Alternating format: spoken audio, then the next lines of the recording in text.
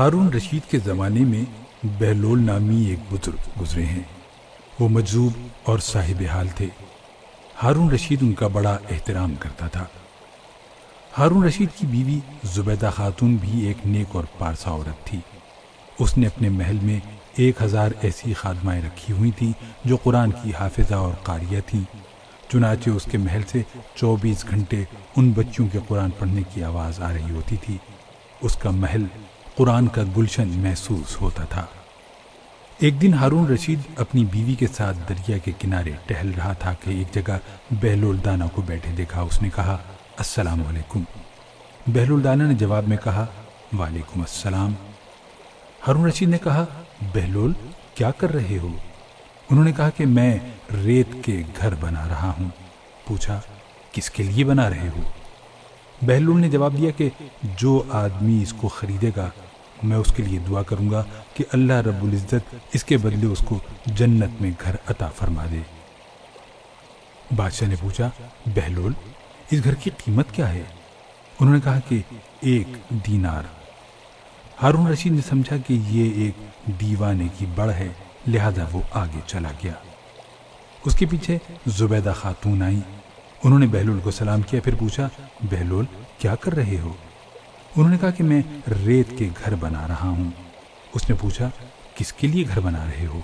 بہلول نے کہا کہ جو آدمی اس گھر کو خریدے گا میں اس کے لیے دعا کروں گا کہ یا اللہ اس کے بدلے اس کو جنت میں گھر عطا فرما دے۔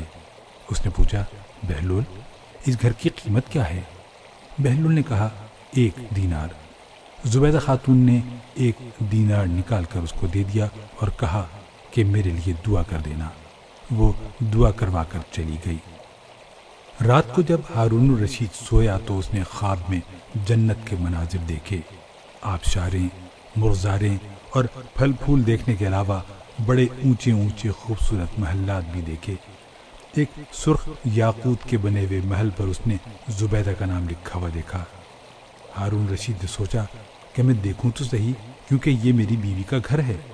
وہ محل میں داخل ہونے کے لیے جیسے ہی دروازے پر پہنچا تو ایک دربان نے اسے روک لیا۔ ہارون رشید کہنے لگا، اس پر تو میری بیوی کا نام لکھا ہوا ہے، اس لیے مجھے اندر جانا ہے۔ اس نے کہا، نہیں، یہاں کا دستور الگ ہے، جس کا نام ہوتا ہے اسی کو اندر جانے کی اجازت ہوتی ہے۔ جس کا نام ہوتا ہے اسی کو اندر جانے کی اجازت ہوتی ہے، کسی اور کو اجازت نہیں ہوتی، لہذا آپ کو داخل ہونے کی اجازت نہیں ہے۔ جب دربان نے ہارون رشید کو پیچھے ہٹایا تو اس کی آنکھ کھل گئی۔ اسے بیدار ہونے پر فوراً خیال آیا کہ مجھے تو لگتا ہے کہ بہلول کی دعا زبیدہ کے حق میں اللہ رب العزت کے حق قبول ہو گئی۔ پھر اسے اپنے آپ پر افسوس ہوا کہ میں بھی اپنے لیے گھر خرید لیتا تو کتنا اچھا ہوتا۔ وہ ساری رات افسوس میں کروٹیں بدلتا رہا۔ صبح ہوئی تو اس نے دل میں سوچا کہ آج پھر میں ضرور دریا کے کنارے جاؤں گا۔ اگر آج مجھے بہلول ملے تو میں بھی ایک مکان ضرور خریدوں گا۔ چنانچہ وہ شام کو پھر بیوی کو لے کر چل پڑا۔ وہ بہلول کو تلاش کرتے ہوئے ادھر ادھر دیکھ رہا تھا۔ اس نے دیکھا کہ ایک جگہ بہلول بیٹھا اسی طرح کا مکان بنا رہا تھا۔ اس نے کہا، السلام علیکم۔ بہلول نے جواب میں کہا، وعلیکم السلام۔ ہارون رشید نے پوچھا، کیا کر رہے ہو؟ بہلول نے کہا، میں گھر بنا رہا ہوں۔ اس نے پوچھا، کس لیے؟ بہلول نے کہا، جو آدمی یہ گھر خریدے گا میں اس کے لیے دعا کروں گا کہ اللہ تعالیٰ اسے اس کے بدلے جنت میں گھر عطا کر دے۔ ہارون رشید نے پوچھا، بہلول اس کی قیمت کیا ہے؟ بہلول نے کہا، اس کی قیمت پوری دنیا کی بادشاہی ہے۔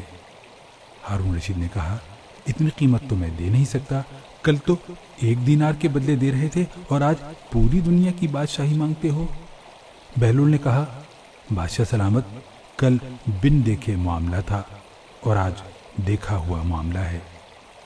کل بن دیکھے سودا تھا اس لیے سستا مل رہا تھا، اور آج چونکہ دیکھ کے آئے ہو اس لیے اب اس کی قیمت زیادہ دینا پڑے گی۔